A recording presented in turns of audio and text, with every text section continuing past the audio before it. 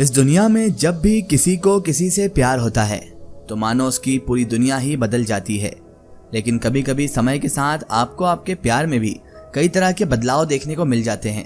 समय के साथ बदलते रिश्ते की कुछ एक ऐसी ही स्टोरी हम आपके लिए आज लेकर आए हैं। इसे सुनने के बाद आप भी फील करेंगे जब इंसान बदलता है, दूसरे इंसान के ऊपर क्या गुजरती है, इंसान बदलता क्यों है और इंसान के बदलाव को किस तरह से एक इंसान पहचान लेता है। जिस इंसान से हम प्यार करते हैं उसकी हर छोटी बड़ी आदत, हर अच्छी बुरी आदत हमें पता होती है और हम उसी को देखकर ही उसे पसंद तो करते हैं कि हाँ इसके अंदर ये अच्छाई है और इसके अंदर ये थोड़ी सी नोटी नोटी हरकतें भी हैं। लेकिन क्या आपको पता है कि इंसान जब खुद ज़्यादा समझदार होकर अपनी आदतों को बदलने में लग जाता है और किसी इंसान को दूर करने के लिए अपनी आदतें बदलता है तो उसका अंजाम बहुत बुरा होता है। आपकी आदत है कि आप लोगों से नरमी से पेश आते हैं, लेकिन अगर आप एकदम कड़क हो जाएंगे तो आपसे लोग दूर ही भागेंगे। बहरहाल आते हैं हम स्टोरी की ओर। ये तो नॉर्मल जीवन के फैक्ट हैं, चलते ही रहते हैं। एक फ्लैट की पहली मंजिल में श्वेता नाम की एक लड़की रहा करती थी और दूसरी मंजिल में अंकुर नाम का एक लड़का।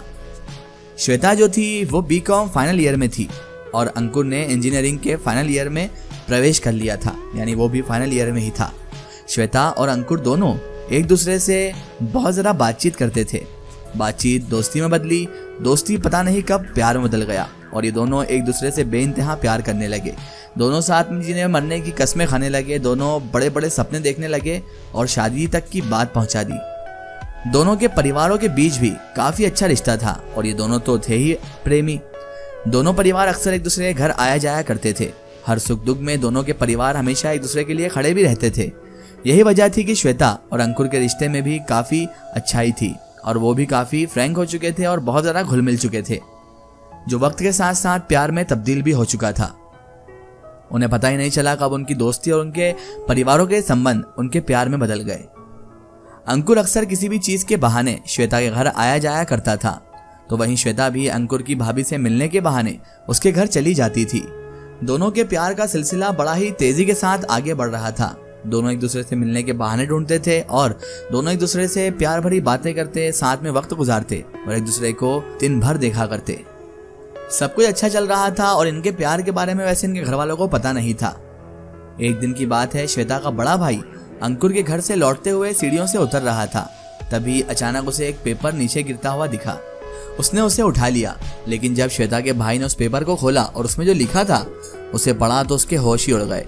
वो गुस्से से लाल पीला हो गया। घर आते ही सबसे पहले उसने श्वेता को अपने माँ बाप को बुलाया। माँ के हाथ में वो पेपर देते हुए उसने श्वेता को एक चांटा मारा। माँ तो जैसे ही श्वेता को चांटा पड़ा वैसे ही सुन्न पड़ गई और उसके पिताजी और माँ दोनों उसके भाई को चिल्लाने लगे कि तेरी हिम्मत कैसे हुई हमारी बच्ची पर हाथ उठाने की और इसकी गलती क्या है। तो उसके भाई ने कहा, आप गलती मुझसे पूछ रही हैं, आपके हाथ में जो पेपर है उसे पढ़ लीजिए, आपको सब समझ में आ जाएगा कि मैंने इसे थप्पड़ क्यों मारा है। मुझे तो मन कर रहा है इसे खूब पीटूं, लेकिन मैं आपके हवाले छोड़ता हूँ क्योंकि आप माता पिता हैं, आपको सही और गलत की पहचान है, आप भी सही गलत का फैसला कर सकते हैं, इसलिए मैंने इसे भी एक ही थप्पड़ मारा है। अगर आपने इसका फैसला नहीं किया तो मैं इसे इतना मारूंगा कि ये सब सारे काम भूल जाएगी। वो पेपर जैसे ही उसकी माँ ने पढ़ा वो भी सुन का सुन रह गई, उनके होश उड़ गए। उन्होंने वो पेपर उनके पापा को दे दिया। श्वेता के पापा ने भी जैसे ही पेपर पढ़ा उनके भी होश उड़ गए।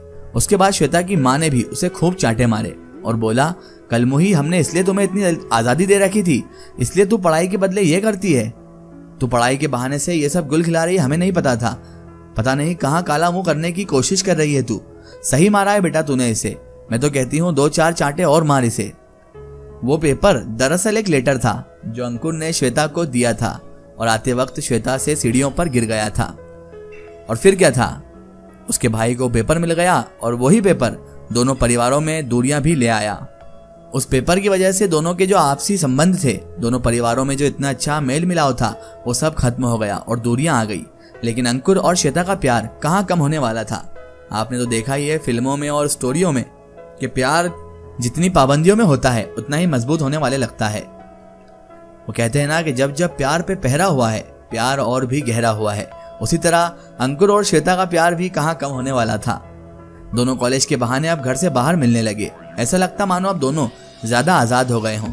दोनों कभी रेस्टोरेंट जाते तो कभी पार्क में अपनी बातें करा करते। धीरे धीरे दोनों में प्यार भी बढ़ा और तकरार भी। देखते ही देखते अंकुर ने अपनी इंजीनियरिंग पूरी कर ली और अब वो जॉब के लिए शहर से बाहर जाने लगा। अंकुर के चले जाने के नाम से श्वेता बहुत अपसेट हो गई थी, लेकिन आखिरकार एक दिन अंकुर चला ही गया, श्वेता को ऐसे ही छोड़कर। उसने ये भी नहीं सोचा कि श्वेता जिससे वो बेइंतहा मोहब्बत करता है वो इसके लिए एग्री नहीं है और वो नहीं चाहती कि अंकुर शहर से बाहर जाए या दूसरी जगह जाए।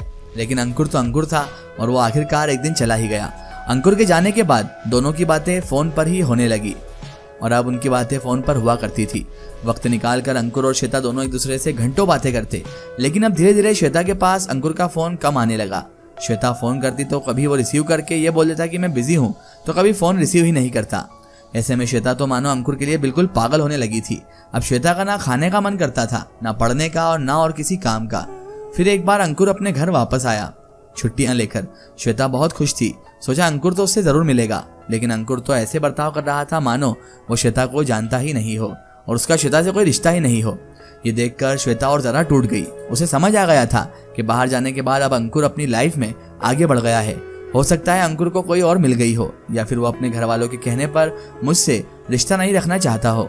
श्वेता ने अपने दिल को ये सारी बातें बोलकर समझाने की कोशिश तो की, लेकिन श्वेता अब भी अंकुर को भूल नहीं पाई थी और अब तो श्वेता को मानो प्यार से विश्वास ही उठ गया हो, ऐसी हालत हो गई थी।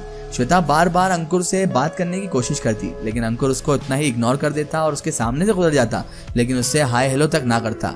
अब तो श्वेता के दिल पर बिजली जैसी गिरने लगी थी। वो बहुत ज्यादा अपसेट रहने लगी थी और वो यही सोचती रहती थी कि अब मैं अंकुर से बात किस तरह से करूंगी और अंकुर को ऐसा क्या हो गया कि वो मेरी तरफ देखना भी पसंद नहीं कर रहा है।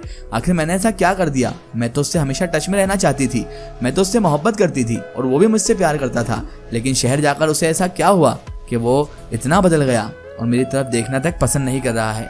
श्वेता बहुत ज़्यादा अपसेट रहने लगी। दिन रात वो रोती रहती और अंकुर के सामने हमेशा आने जाने की कोशिश करती ताकि कभी भी अंकुर को रहम आकर वो श्वेता से एक बार बात कर ले, लेकिन अंकुर तो इस तरह पत्थर दिल हो चुका था कि वो श्वेता को देखना भी पसंद नहीं कर रहा था। उसके बाद श्वेता ने भी अपना पक्का दिल कर लिया और उसने सोच लिया कि अब अंकुर को वो भी भाव नहीं देगी।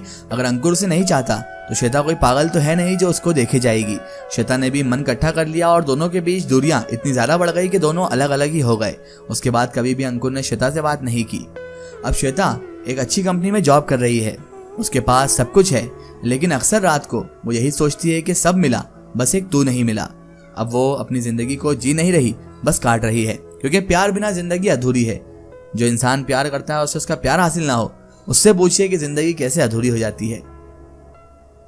दोस्तों, इस कहानी को सुनने के बाद ऐसा नहीं है कि लोग प्यार करना ही छोड़ दें, क्योंकि प्यार में कौन सच्चा है और कौन झूठा इसका पता आसानी से नहीं चल पाता। बल्कि जरूरत है कि अगर आप कभी ऐसी परिस्थिति से गुजरें तो खुद पर भरोसा रखें और जिंदगी में आगे बढ़ें, क्योंकि जिंदगी बहुत खूबसूरत है और इसका सिर्फ एक ही रंग नहीं, इसके तो हजारों रंग है। इसलिए किसी एक इंसान के पीछे अपनी जिंदगी बर्बाद करने से या जान देने से कुछ नहीं होता। अपनी जिंदगी में आगे बढ़िए और जिसने आपको धोखा दिया है उसको वो बन के दिखाइए जो उसका बाप भी ना बन सकता हो।